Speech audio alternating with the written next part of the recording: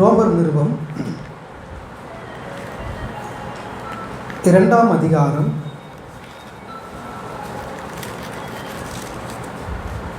7ஆம் வசனத்தை வாசிக்கலாம்.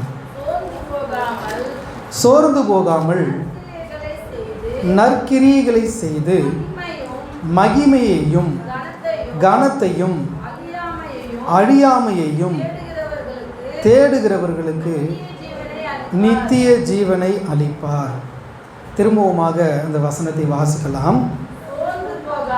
சோர்ந்து போகாமல் நற்கிரியைகளை செய்து மகிமையையும் கனத்தையும் அழியாமையையும் தேடுகிறவர்களுக்கு நித்திய ஜீவனை அளிப்பார். 10ஆம் வசனம் வாசிக்கலாம்.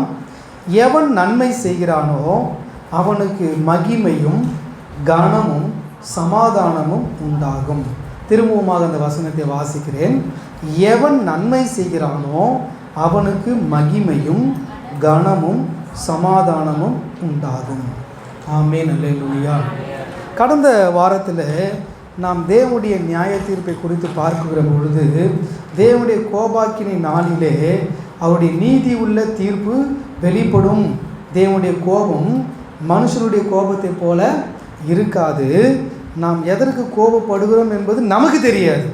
ஆமென் சொல்லலாமே. மனுஷன் எதுக்கு கோபப்படுறான்னு சில நேரங்களில் சிலர் கேட்பாங்க, ஏங்க கோபப்படுறீங்க, இதுக்கெல்லாமா இங்கே கோபப்படுவீங்க அப்படின்னு நம்ம கேட்போம். ஆனால் தேவனுடைய கோபம் அப்படிப்பட்டதல்ல.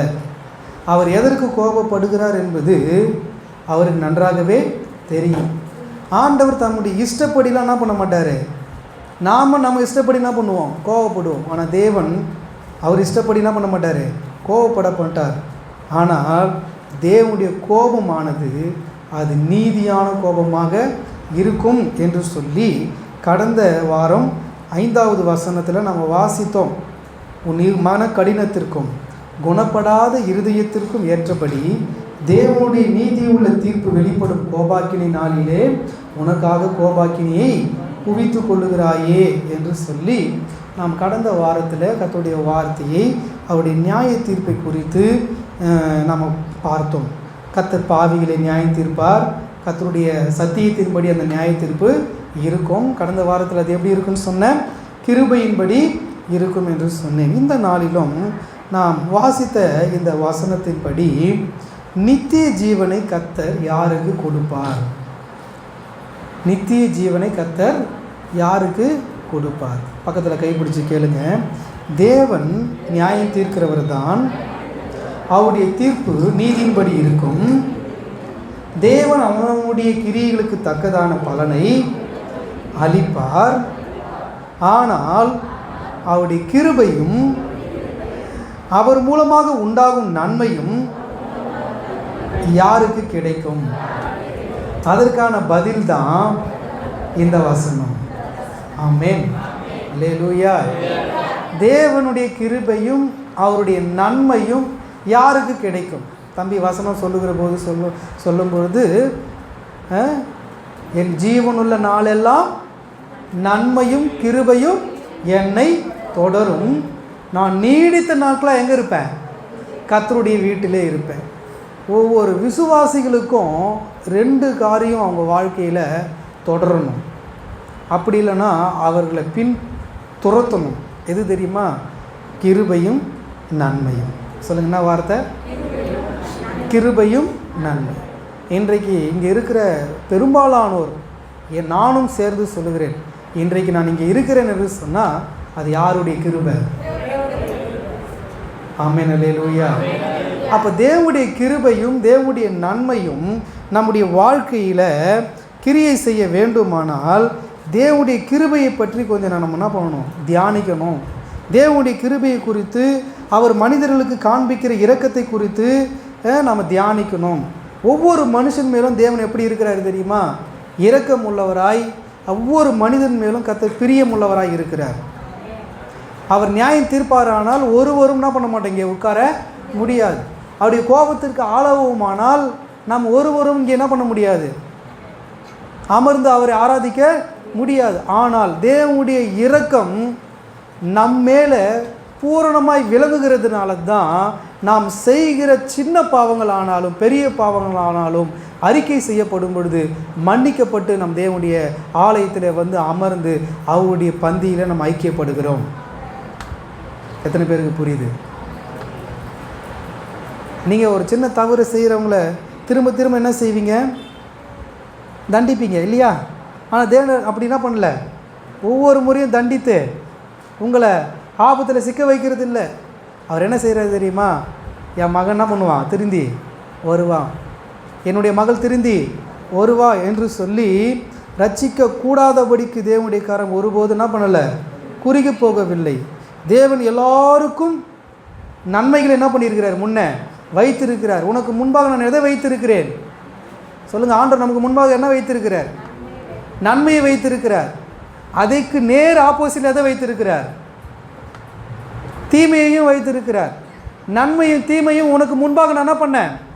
வைத்தேன். ஆதாம ஏதேன் தோட்டத்தில் விடும்பொழுது கர்த்தர் எதை புசிக்க வேண்டாம்னு சொன்னார்? நன்மை தீமை அறியத்தக்க கனி என்ன பண்ணாதீங்க, நீங்கள் புசிக்க வேண்டாம் என்று சொன்னார். அங்கே என்ன வைத்தார்? நன்மையும் வைத்தார், தீமையும் வைத்தார். தேவன் சொன்னார், நீ நன்மை தீமை அறியத்தக்க கனி என்ன பண்ணாத, புசிக்காத. ஜீவ விருட்சத்தின் கனி என்ன பண்ணு, புசித்து உன் ஜீவனை மரணத்தினின்று காப்பாற்றிக்கொள் அப்படின்னு சொன்னார். ஆமேன். ஜீவ விருட்சத்தை புசிக்கிற ஒவ்வொருவருக்கும் மரணமே இல்லாத ஒரு வாழ்வு உண்டு. ஆமேன். இன்றைக்கி அப்படிப்பட்ட ஒரு பழம் இருந்தால் நம்ம அழகாக என்ன பண்ணலாம்? பறித்து சாப்பிட்டு நம்ம ஜீவனோடு என்ன பண்ணியிருக்கலாம்? இருக்கலாம். நம்முடைய உடலுக்கு என்ன தேவையில்லை? மருந்து தேவையில்லை, மாத்திரை தேவையில்லை. திடீரென்று ஏற்படக்கூடிய மரணம் இங்கே ஏற்பட்டிருக்காது இல்லையா? ஆனால் ஒரு மனிதனுடைய கீழ்ப்படியாமையினால் தேவன் மனிதனுக்கு முன்பாக வைத்த அந்த நன்மையும் கிருபையும் அவன் என்ன பண்ணிட்டான்? எழுந்து போயிட்டான். எழுந்து போனதுனால் அவன் எதை விட்டுட்டான் அப்படின்னா தேவனுடைய பிரசன்னத்தை விட்டுட்டான். தேவனுடைய பிரசன்னத்தை திரும்ப புதுப்பிக்கும்படியாகத்தான் கிருபையாய் இருந்த இயேசு கிறிஸ்து இந்த பூலோகத்துக்கு இறங்கி வந்தார். அந்த கிருபையாகி இயேசு இன்றைக்கும் நம்முடைய பாவத்தை என்ன பண்ணுறாரு? மன்னித்து மறந்து நம்மை அவரோடு கூட ஐக்கியப்படுத்தி கொள்ள விரும்புகிறார். அவருடைய அன்பு எவ்வளோ பெரியது என்று கொஞ்சம் யோசித்து பாருங்கள். அவர் நமக்கு முன்பதாக நன்மையை காண்பித்திருக்கிறார். ஆனால் அந்த நன்மையின் வழியில் நடப்பதற்கு நமக்கு என்ன இல்லை? மனசு இல்லை. இனியாகிலும் தேவனுடைய நன்மையில் நடக்க பிரயாசப்படும் சொல்லி பக்கத்தில் கைப்பிடிச்சு சொல்லுங்கள். ஆமேன். அவருடைய விசேஷித்த நன்மை யாருக்கு கொடுக்கப்படும்? அவருடைய நன்மை யாருக்கு கர்த்தர் தருவார் தெரியுமா? அவருக்கு பிரியமான கிரியைகளை செய்கிறவர்களுக்கு. யாருக்கு அவருடைய விசேஷித்த நன்மைகள் கிடைக்கும் தெரியுமா? அவருக்கு பிரியமான காரியங்களை செய்கிறவர்களுக்கு. அதுதான் வசனம் சொல்லுகிறது. சோர்ந்து போகாமல் என்ன செய்யணுமா? என்ன செய்யணுங்க? சத்தமாக சொல்லுங்க. சோர்ந்து போகாமல் நற்கிரியைகளை செய்கிறவர்களுக்கு மாத்திரமே தேவன் எதை கொடுக்க போகிறாரா? நித்திய ஜீவனை கொடுக்க போகிறார். ஆமேன். எத்தனை பேர் நித்திய ஜீவனுக்காக தேவனுடைய ஆலயத்துக்கு வர்றீங்க? நமக்கு நன்மை செய்கிற விருப்பம் இருக்கும். சிலர் சொல்லி சாக்கு போக்கு சொல்லி தங்களை தாங்களே ஏமாற்றிக்கிறது. எனக்கு நல்லது செய்யணும்னு விருப்பம் இருக்குது பாஸ்டர், நன்மை செய்யக்கூடிய பணம் என்கிட்ட இல்லை பாஸ்டர். நன்மை செய்கிற விருப்பம் இருக்கிற உனக்கு நன்மை செய்யக்கூடிய அளவிற்கு என்ன இல்லைன்றாங்க பாக்கெட்டில். ஆனால் அது தேவையில்லையே. நீ நற்கிரியை செய்யலாமே. உனக்கு என்ன தேவையில்லை சொல்லுங்க? என்ன தேவையில்லை? கொடுக்கறதுக்கு பணம் தேவையில்லை. ஆனால் நீ செய்கிறதுக்கு உனக்கு என்ன இருக்கு? நல்ல உடலை கர்த்தர் கொடுத்துருக்கிறாரு இல்லை? அந்த உடலை பயன்படுத்தலாம்ல. எப்படி பயன்படுத்தலாம்? சோர்ந்து போகாமல் பயன்படுத்தலாம். நிறைய பேர் இதையும் செய்ய மாட்டாங்க, அதையும் செய்ய மாட்டாங்க. ஆனால் கர்த்தர் மாத்திரம் எனக்கு என்ன செய்யணும்? ஆண்டவர் மாட்டம் அவருடைய கிருபை எனக்கு அளவில்லாமல் என்ன பண்ணணும்? கொடுக்கணும். ஆனால் வசனம் சொல்லுகிறது, சோர்ந்து போகாமல் நற்கிரியைகளை செய்கிறவர்களுக்குத்தான் அவர் எதை என்னென்ன கொடுக்குறாரா? 4 காரியம் சொல்கிறாரு. மகிமையை கொடுக்கிறார், கனத்தை கொடுக்கிறார், அழியாமையை கொடுக்கிறார், நித்திய ஜீவனை கொடுக்கிறார். இதை தேடுகிறவர்களுக்கு தான் நித்திய ஜீவன். ஆமென். 4 காரியத்தை சுருக்கமாக சொல்லி நான் முடிக்கிறேன். நம்முடைய தேவன் நீதிபரர். தேவனுடைய தீர்ப்பு நீதி உள்ளது, அது சத்தியத்தின்படியே இருக்கிறது. நாம் தேவனுடைய ராஜ்யத்துக்கு போய் சேர வேண்டுமானால் நாம் தொடர்ந்து சோர்ந்து போகாமல் என்ன செய்யணும்? சத்தமா? அது மாத்திரமல்ல, மகிமையும் கனத்தையும் அழியாமையும் நாம் என்ன பண்ணணுமா? தேட வேண்டுமா? அது என்ன கனம், அது என்ன மகிமை, அது என்ன அழியாமை என்று சொல்லி நம்ம பார்க்கும் பொழுது இந்த ரோமர் 2:10 நம்ம பார்க்குறோம். எவன் நன்மை செய்கிறானோ, இன்னும் கூடுதலாக சொல்கிறேன், எவன் நன்மை செய்கிறானோ அவனுக்கு என்ன உண்டாகுமா? மகிமையும் கனமும் சமாதானமும் உண்டாகும். பக்கத்தில் கைப்பிடிச்சு சொல்லுங்க, நற்கிரியை மாத்திரமல்ல நன்மை செய்யணும். என்ன செய்யணும்? என்ன செய்யணும்? பிறருக்கு தீமை செய்யாவிட்டாலும், அப்படி சொல்கிறத விட பிறருக்கு நன்மை செய்யாவிட்டாலும் தீமை செய்யாமலாச்சும் என்ன பண்ணுவோம்? முதல் படி அது. ஆனால் விசுவாசத்தினுடைய உயர்ந்த படி என்ன தெரியுமா? எல்லாருக்கும் என்ன செய்யணுமா? இயேசு கிறிஸ்து பூமியில் வாழும்போது அவரை குறித்து சாட்சி என்ன தெரியுமா? அவர் நன்மை செய்கிறவராயும். முதல் வார்த்தை என்ன போடப்பட்டிருக்குது? நீ நானும் ஆராதிக்கிற தேவன் என்ன தேவன்? நன்மை செய்கிற தேவன். இங்கே சொல்றார், எவன் நன்மை செய்கிறானோ அவனுக்கு என்ன உண்டாகும்? மகிமை உண்டாகும். ஆனால் நீங்கள் யோசிக்கலாம், நன்மை செய்வது ரொம்ப கஷ்டம் பாஸ்டர். என்னது? நன்மை செய்வது ரொம்ப கஷ்டம் பாஸ்டர். ஆனால் அந்த நன்மை நம்ம செய்யாமல் இருக்கவே கூடாது. நான் நன்மை செய்கிறேன், ஆனால் என்னை தப்பாக தான் என்ன பண்ணுறாங்க? பேசுகிறாங்க. நாங்கள் தான் நன்மை செய்கிறேன், நாங்கள் தான் தாராளமாக எல்லாருக்கும் கொடுக்குறேன். என்ன சொல்கிறாங்க? என்ன சொல்லுவாங்க? யாரோ இவருக்கு என்ன பண்ணுறாங்க? கொடுக்குறாங்க. அதனால தான் இவர் என்ன பண்ணுறாரு? சும்மா அவர் பாக்கில் இருக்கிறத எடுத்து கொடுப்பாரு. ஆமேன். சொல்கிறாங்களா இல்லையா? அப்போ அதை அந்த வார்த்தையை கேட்டு நம்ம என்ன பண்ணலாம்?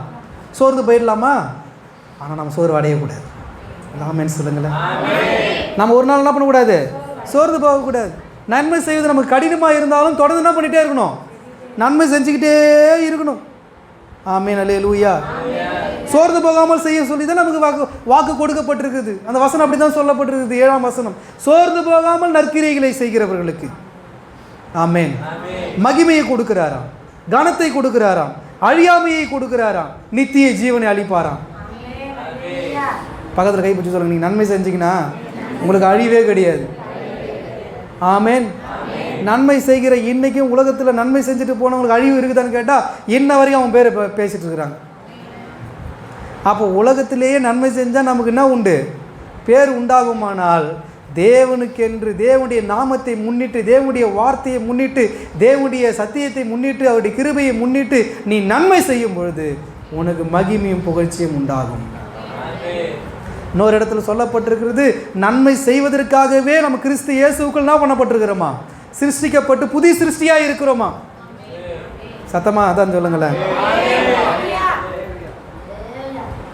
ஆனால் அந்த நன்மை செய்கிறதுக்கு நமக்கு நீண்ட பொறுமை தேவை. ஆமேன். புரியுதா? நன்மை செய்கிறதுக்கு நம்ம என்ன தேவை? நீடிய பொறுமை வேண்டும். அந்த நன்மை செய்கிறவங்க எப்படிப்பட்டவர்களாக இருக்கணும்னு தெரியுமா? எல்லாத்தையும் சகிக்கிறவர்களாக இருக்கணும். எப்படியே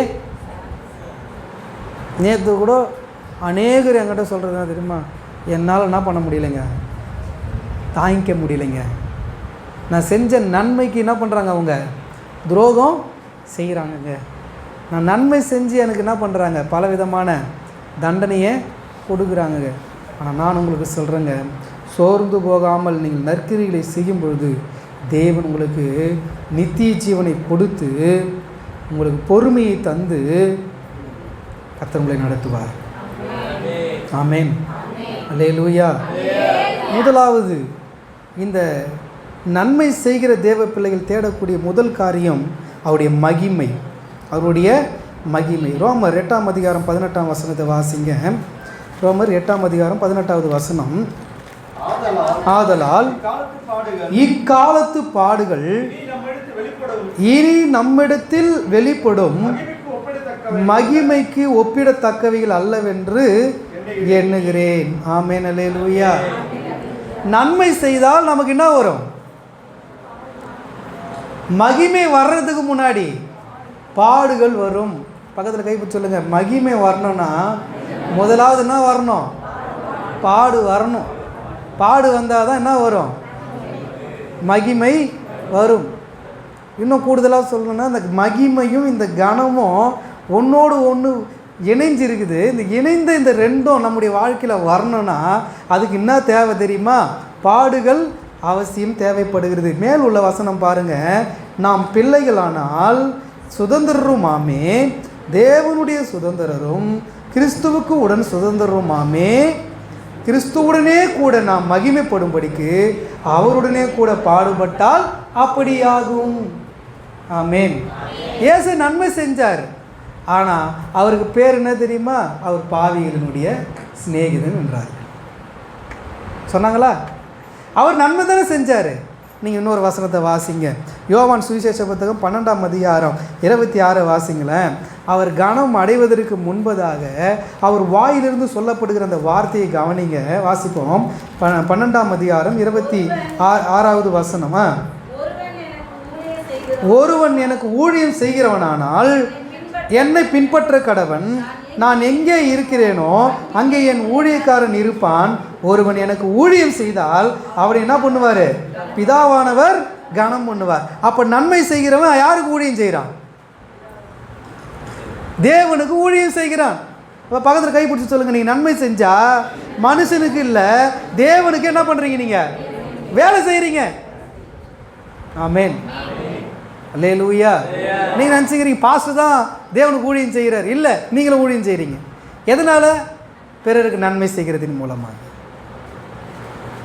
ஒருவன் எனக்கு ஊழியம் செய்வானாலும் அவனை யார் கனம் பண்ணுவார்? பிதாவான. நீங்கள் கனத்தை அடைய வேண்டுமானால் பிறருக்கு என்ன பண்ணுங்க? நன்மை செய்யுங்க. நீங்கள் கனப்படுத்தப்படுவீர்கள். அடுத்த வசனத்தில் இயேசு சொல்கிறார் பாருங்க. இப்பொழுது என் ஆத்துமா என்ன பண்ணுது? கலங்குகிறது. நான் என்ன சொல்லுவேன்? பிதாவே, இந்த வேலையை நின்று என்னை ரட்சியும் என்று சொல்வேனோ? ஆகிலும் இதற்காகவே இந்த வேலைக்குள் வந்தேன். ஆமென். 23ஆம் வசனம் வாசிப்போம். அப்பொழுது இயேசு அவர்களை நோக்கி, மனுஷகுமாரன் மகிமைப்படும்படியான வேலை வந்தது. என்னங்க இது? இவ்வளோ நாள் அவர் என்ன பண்ணல? மகிமைப்படலையா? இப்போ தான் மகிமைப்படும்படியான வேலை வந்ததுதான். எப்போ? பாடுகளுக்கு உட்படும் பொழுது. ஆமென். அல்லேலூயா. மகிமை வரணும்னா அதுக்கு முன்னாடி நமக்கு என்ன இருக்கணும்? நன்மை செய்வதன் மூலமாக நமக்கு பாடுகள் வருமானால் அது மகிமையாக ஏற்றுக்கொள்ளுங்கள். கர்த்தருக்கு ஸ்தோத்திரம்.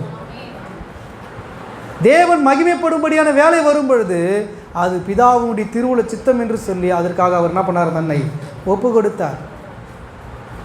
இங்கே இருக்கிற ஒருத்தரை நான் கனம் பண்ணணும், மகிமைப்படுத்தணும்னா எப்படி மகிமைப்படுத்த முடியும்? இந்த சகோதரன் சிறு வயதிலிருந்து நான் பார்த்து கொண்டிருக்கிறேன். எத்தனையோ கஷ்டங்களை என்ன பண்ணார்? தாண்டி எவ்வளோ வலி வேதனைகளை தாண்டி இந்த நிலைக்கு அவர் வந்திருக்கிறார் என்னும்போது தான் அவருக்கு என்ன உண்டாகும்?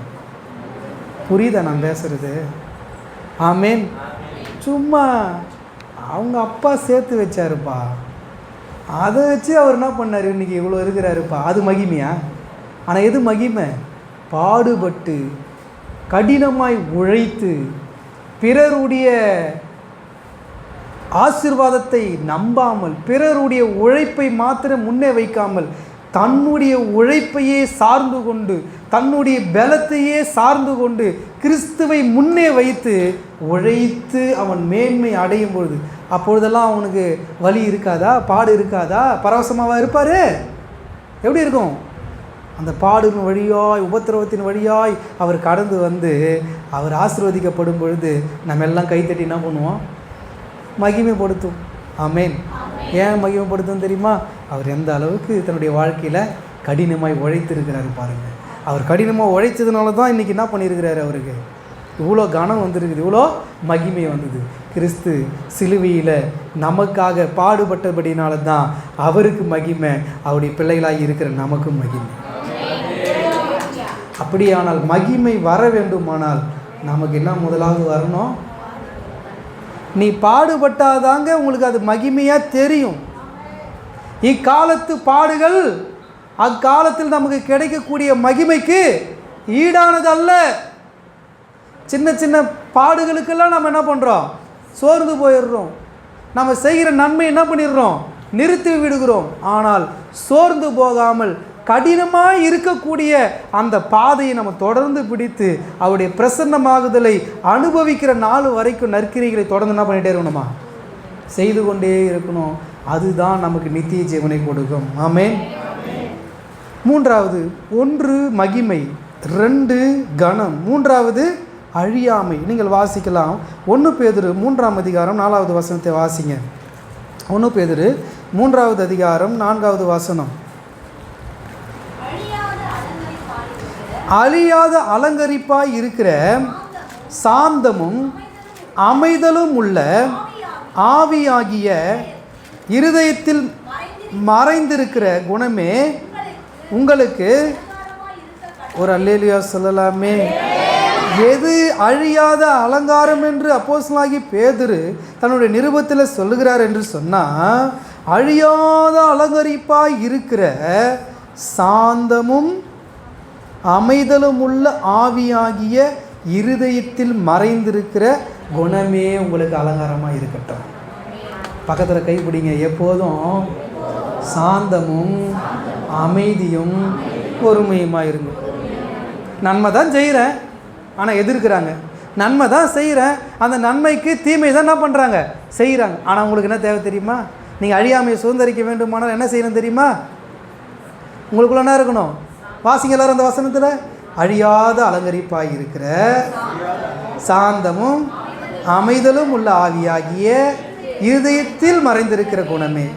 நம்ம இருதயத்தில் எது தெரியுமா மறைஞ்சிருக்குது? எல்லாருடைய இருதயத்தில் மறைஞ்சிருக்கிற ஒரு குணம் இருக்குது. என்ன தெரியுமா? வெளியே கொண்டு வாங்க. அது என்ன குணம் தெரியுமா? சாந்தமும் அமைதலும் உள்ள ஆவி. சொல்லுங்கள் எல்லாரும். சாந்தமும் அமைதலும் உள்ள ஆவி. நீங்கள் சண்டை போட்டு என்ன பண்ண போகிறீங்க? நீங்கள் எதிர்த்து கூச்சலிட்டு என்ன பண்ண போகிறீங்க? அது உங்களுக்கு அழியாமையை கொடுக்குமா?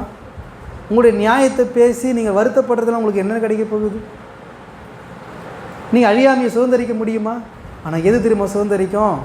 இருதயத்தில் மறைந்திருக்கக்கூடிய அமைதியும் சாந்தம் உள்ள ஆவி. ஆமென். அதுதான் உங்களுக்கு எதை கொடுக்கும்? அழியாமையை கொடுக்கும். அமைதியாக விட்டுருங்க, அமைதியாக இருங்க. பக்கத்தில் கைப்பிடிச்சுருங்க, அமைதியாக இருங்க. அமைதியாக இருக்கும்படிக்கு தான் கர்த்தர் என்ன பண்ணியிருக்கிறாரு? உன்னை என்னையும் அழைச்சிருக்கிறார். எதையும் கண்டுக்காதீங்க. தீமையாய் தோன்றுகிற எதையுமே என்ன பண்ணாதீங்க. நன்மை செய்ய வேண்டும் என்கிற விருப்பம் எதுவாக இருந்தாலும் அதை என்ன பண்ணுங்க? தொடர்ந்து சோர்ந்து போகாமல் ஓடுங்க. அதுக்கு உங்கள் முகங்கள் மலரட்டும், மற்ற எல்லாத்துக்கும் என்ன ஆகட்டும்? மறையட்டும்.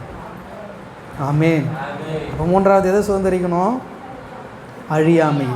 4வது கடைசியாக யோவான் 6ஆம் அதிகாரம் 27வது வசனத்தை வாசித்து நம்ம ஜெபிக்கலாம். யோவான் 6ஆம் அதிகாரம் 27வது வசனம். நித்திய ஜீவன். என்ன ஜீவன்? நித்திய ஜீவன். வாசிங்க. அழிந்து போகிற போஜனத்திற்காக அல்ல, நித்திய ஜீவன் வரைக்கும் நிலை நிற்கிற போஜனத்திற்காகவே கிரியை நடப்பீங்கள். ஒரு ஆமென் சொல்லுவோமா? எதுக்காக வராதீங்க? அழிந்து போகிற போஜனத்திற்காக அல்ல. சொல்லுங்க. அழிந்து போகிற போஜனம், நம்ம சாப்பிட்ற சாப்பாடு, நாம் பிற்கிற அப்பம்,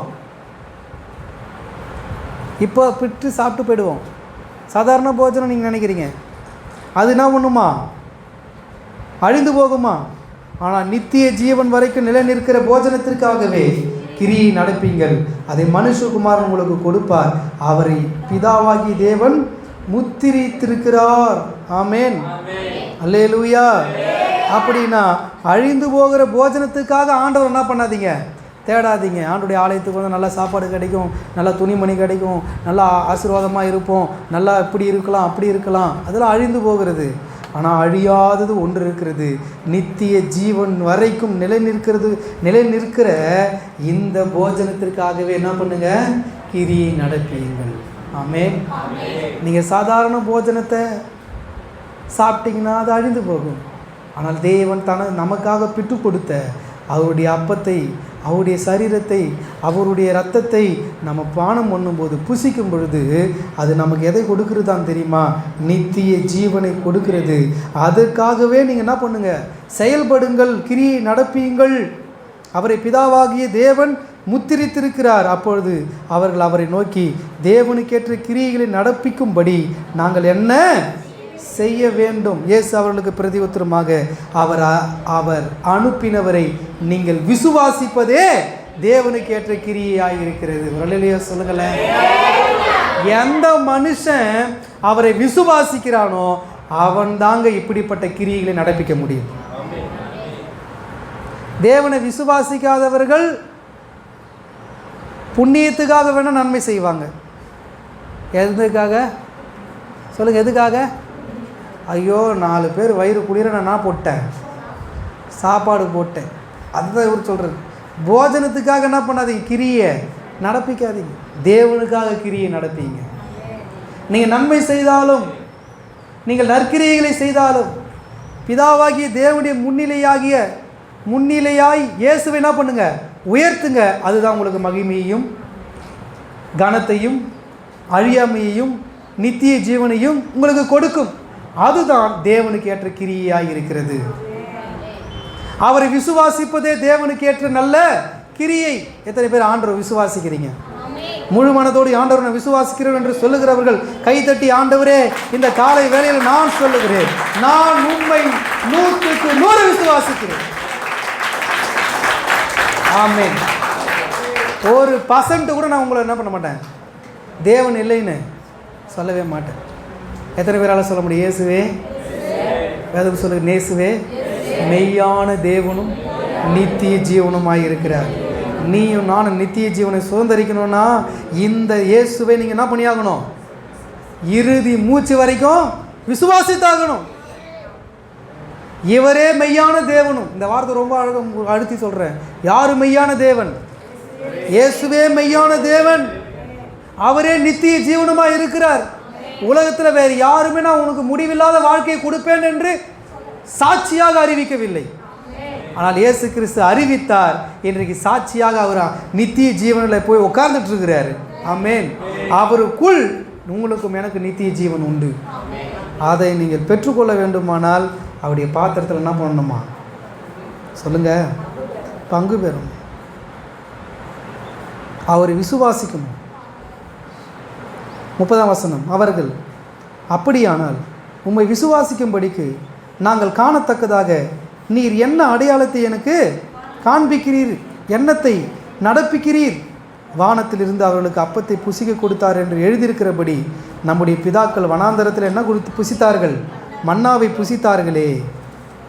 இயேசு அவர்களை நோக்கி, வானத்திலிருந்து வந்த அப்பத்தை மோசே உங்களுக்கு கொடுக்கவில்லை, என் பிதாவோ வானத்திலிருந்து வந்த மெய்யான அப்பத்தை உங்களுக்கு கொடுக்கிறார் என்று மெய்யாகவே மெய்யாகவே உங்களுக்கு சொல்லுகிறேன்.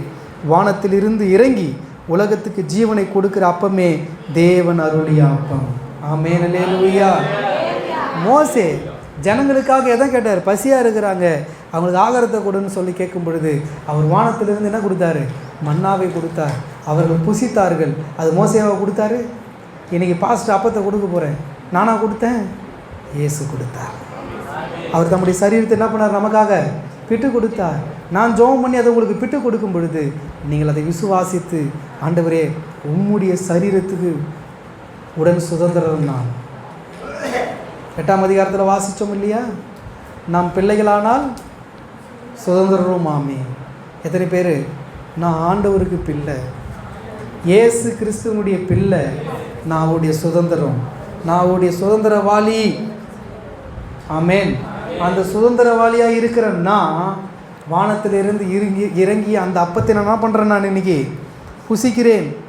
என் பிதாவோ வானத்திலிருந்து வந்த மெய்யான அப்பத்தை உங்களுக்கு கொடுக்கிறார். வானத்திலிருந்து இறங்கி உலகத்துக்கு ஜீவனை கொடுக்குற அப்பமே தேவன் அருளிய அப்பம். அப்பொழுது அவர்களை நோக்கி, ஆண்டவரே, இந்த அப்பத்தை எப்பொழுது எங்களுக்கு தர வேண்டும், எப்பொழுதும் எங்களுக்கு என்ன பண்ணுங்க தர வேண்டும் என்றார்கள். இயேசு அவர்களை நோக்கி, ஜீவ அப்பம் நானே, என்னிடத்தில் வருகிறவன் ஒரு காலம் பசி அடையான், என்னிடத்தில் விசுவாசமாக இருக்கிறவன் ஒரு நாளும் தாகம் அடையான். ஆமென், அல்லேலூயா. ஏன் சொன்னார் அப்படி தெரியுமா? ஆண்டவர் அவருடைய அப்பத்தை புசிக்கிறவனுக்கு ஒரு நாள் என்ன பண்ணாது, பசி வராது. அவனுடைய வார்த்தையை புசிக்கிறவனுக்கு பசி வருமா, தாகம் எடுக்குமா? எடுக்காது. ஆனால் அவருடைய அப்பத்தையும் அவருடைய இரத்தத்தையும் ஏதோ ஒரு பொருளாய் பார்க்கிறவர்களுக்கு திரும்ப என்ன பண்ணும், பசிக்கும். திரும்பவும் அவங்களுக்கு அந்த தாகம் எடுக்கும். ஆனால் இயேசு சொல்லுகிறார், ஜீவாப்பம் நானே, என்னிடத்தில் வருகிற ஒருவனும் பசி அடைய மாட்டான், என்னிடத்தில் விசுவாசமாக இருக்கிறவன் ஒரு நாளும் தாகம் அடையான். நீங்கள் என்னை கண்டிருந்தும் விசுவாசியாமல் இருக்கிறீர்கள் என்று உங்களுக்கு சொன்னேன். பிதாவானவர் எனக்கு கொடுக்கிற யாவும் என்னிடத்தில் வரும், என்னிடத்தில் வருகிறவனை நான் என்ன பண்ண மாட்டேன், புறம்பே தள்ளுகிறதில்லை என்று சொல்லி அவர் நமக்கு நன்மை செய்தார். நீங்களும் பிறருக்கு என்ன பண்ணுங்க, நன்மை செய்யுங்க. எவன் நன்மை செய்கிறானோ, வாசிங்க ரோமர் 2ஆம் அதிகாரம் 10ஆம் வசனம். எவன் நன்மை செய்கிறானோ அவனுக்கு தேவன் எதை கொடுக்கிறாரா, நித்திய ஜீவனை கொடுப்பேன் என்று சொல்லுகிறார். நீங்களும் கர்த்தராய் இருக்கிற இயேசு கிறிஸ்துவின் நன்மையில் பங்கு பெறுகிற பிள்ளைகளாக இருக்கிறபடியினால அவர் ஒருவனையும் புறம்பே தள்ளாதவராக இருக்கிறது போல நீங்களும் எந்த மனிதனையும் என்ன பண்ணாதீங்க, புறம்பே தள்ளாமல் உங்கள் சகோதரனாக உங்கள் சகோதரியாக அவர்களை ஏற்றுக்கொண்டு அவர்களுக்கு என்ன செய்யுங்க, நன்மை செய்யுங்க. சோர்ந்து போகாமல் நற்கிரிகளை என்ன பண்ணுங்க, செய்யுங்க. உங்களால் என்ன முடியுமோ அதை என்ன பண்ணுங்க, கொடுங்கள். இன்னும் அதை நீட்டிக்கிட்டே போனோன்னா அவர் சொல்கிறார், நான் தாகமாக இருந்தேன், எனக்கு யாரும் என்ன பண்ணல, தண்ணீர் கொடுக்கல. நான் பசியாக இருந்தேன், எனக்கு என்ன பண்ணல, எனக்கு ஆகாரம் கொடுக்கல. நான் வஸ்திரம் இல்லாதிருந்தேன், நீங்கள் எனக்கு என்ன கொடுக்கல, வஸ்திரம் கொடுக்கல. அப்போ கேட்குறாங்க, ஐயா உண்மை நாங்கள் எப்போ தாகமாக இருக்கிறவராக கண்டோம், எப்போ நீங்கள் பசியாக இருக்கிறவராக கண்டோம். அப்போ ஆண்டவர் சொன்னார், இந்த சிறியரில் நீங்கள் எதை செய்தீர்களோ அதை எனக்கே என்ன பண்ணீங்களாம், செய்தீர்கள் என்று சொல்லுகிறார். அதனால தாங்க சிறுவர் ஊழியத்தை நம்ம என்ன பண்ணுறோம், நேசிக்கிறோம். அதனால தாங்க எளிமையானவர்களை நம்ம என்ன பண்ணுறோம், நேசிக்கிறோம். அதனால தாங்க ஏழை எளியவர்களுக்கு நேசித்து நம்மால் இயன்ற அவர்களுக்கு பொருட்களை கொடுக்கிறோம். ஆமென், அல்லேலூயா, அல்லேலூயா. சத்தமாக சொல்லலாமே. அப்போ நீங்களும் நானும் ஒரு தீர்மானம் எடுக்கணும், நித்திய ஜீவனை நான் அடைய வேண்டுமானால் சோர்ந்து போகாமல் நான் என்ன பண்ணணும், நற்கிரியைகளை செய்து நான் நன்மை செய்கிறவனாக மாற வேண்டும். எல்லாரும் சேர்ந்து கடைசி அந்த வசனத்தை வாசித்து நிறைவு செய்யலாம். ரோமர் 2ஆம் அதிகாரம் 10ஆம் வசனம். முன்பு யூதரிலும் பின்பு கிரேக்கரிலும் எவன் நன்மை செய்கிறானோ அவனுக்கு மகிமையையும் கனத்தையும் சமாதானமும் உண்டாகும். ஒரு அல்லேலூயா சொல்லுங்க. உங்கள் வாழ்க்கையில் சமாதானம் உண்டாக வேண்டுமானால், உங்கள் வாழ்க்கையில் கனம் உங்களுக்கு உண்டாக வேண்டுமானால், உங்களை மகிமை தேவன் படுத்த வேண்டுமானால் நன்மை செய்கிறவர்களாக மாறுங்கள். நன்மை உங்களால் செய்ய திராணி இல்லை, நன்மை செய்கிறதுக்கு எனக்கு தெரியலனா மற்றவர்களுக்கு என்ன செய்யாதீங்க.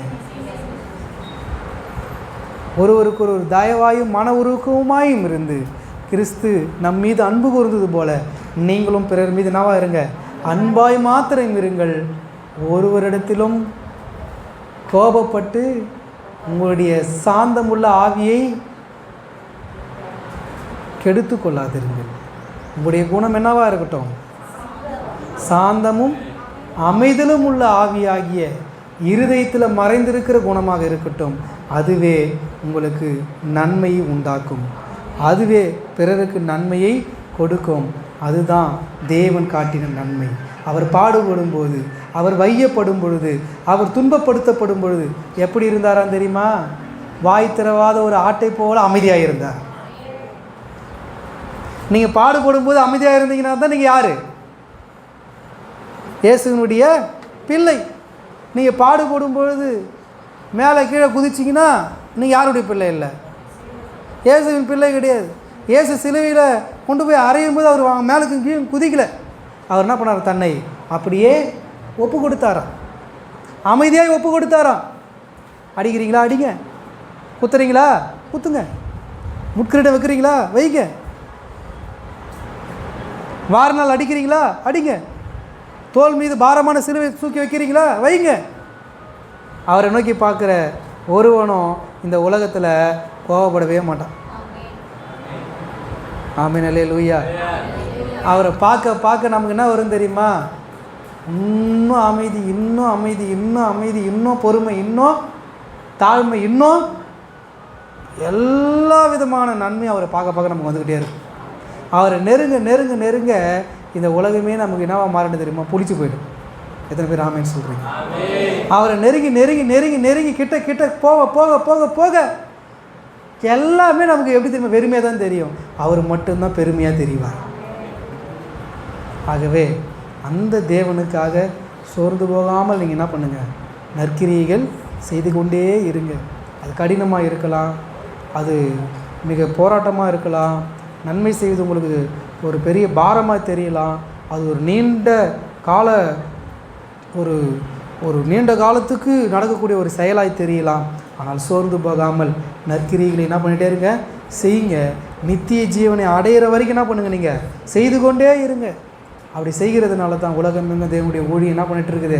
நடந்து கொண்டே இருக்கிறது.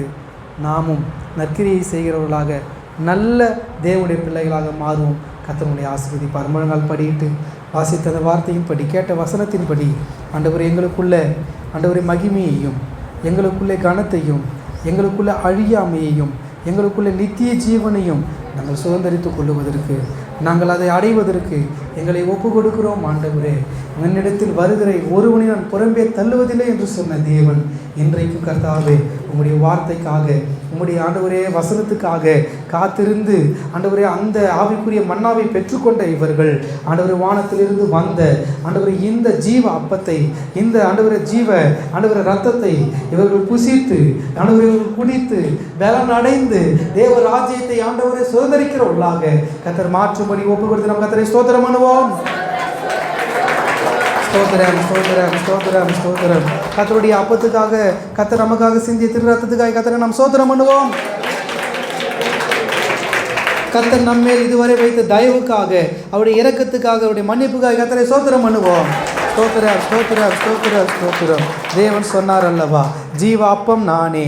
உங்கள் பிதாக்கள் வனாந்தரத்தில் மன்னாவை புசித்திருந்தோம், மரித்தார்கள். இதிலே புசிக்கிறவன் மறியாமல் இருக்கும்படி வானத்திலிருந்து இறங்கின அப்பம் இதுவே. நானே வானத்திலிருந்து இறங்கிய ஜீவ அப்பம். இந்த அப்பத்தை புசிக்கிறவன் என்றென்றைக்கும் பிழைப்பான். நான் கொடுக்கும் அப்பம் உலகத்தின் ஜீவனுக்காக நான் கொடுக்கும் என் மாம்சமே. அப்பொழுது யூதர்கள், இவன் தன்னுடைய மாம்சத்தை எப்படி நமக்கு புசிக்க கொடுப்பான் என்று தங்களுக்குள்ளே வாக்குவாதம் பண்ணினார்கள். அதற்கு இயேசு அவர்களை நோக்கி, நீங்கள் மனுஷகுமாருடைய மாம்சத்தை புசியாமலும் அவருடைய இரத்தத்தை பானம் பண்ணாமலும் இருந்தால் உங்களுக்குள்ளே ஜீவன் இல்லை என்று மெய்யாகவே மெய்யாகவே உங்களுக்கு சொல்லுகிறேன். என் மாம்சத்தை புசித்து என் இரத்தத்தை பானம் பண்ணுகிறவனுக்கு நித்திய ஜீவன் உண்டு. நான் அவனை கடைசி நாளில் எழுப்புவேன். என் மாம்சம் மெய்யான போஜனமாய் இருக்கிறது, என் இரத்தம் மெய்யான பானமாய் இருக்கிறது. என் மாம்சத்தை புசித்து என் இரத்தத்தை பானம் பண்ணுகிறவன் என்னிலே நிலைத்திருக்கிறான், நானும் அவனிலே நிலைத்திருக்கிறேன். ஜீவனுள்ள பிதா என்னை அனுப்பினது போலவும் நான் பிதாவினால் பிழைத்திருக்கிறது போலவும் என்னை புசிக்கிறவனும் என்னாலே பிழைப்பான். வானத்திலிருந்து இறங்கின அப்பம் இதுவே. இது உங்கள் பிதாக்கள் புசித்த மன்னாவை போல அல்ல, அவர்கள் மரித்தார்களே. இந்த அப்பத்தை புசிக்கிறவனோ என்றென்றைக்கும் பிழைப்பான் என்றார். ஆமென். இது கர்த்தருடைய அப்பம், இது கர்த்தர் நமக்காக பிட்டு கொடுத்த அவருடைய சரீரம் என்று விசுவாசிக்கிறவர்கள் கண்களை மூடி, ஆண்டவரே உம்முடைய சரீரத்தை நான் புசிக்கும் பொழுது மீண்டுமாக நான் உம்மை காயப்படுத்தாதபடிக்கு நாங்கள் பாவங்களற ஆண்டவரே நாங்கள் சுத்திகரிக்கப்பட கர்த்தாவே எங்களை ஒப்பு கொடுக்கிறோம்.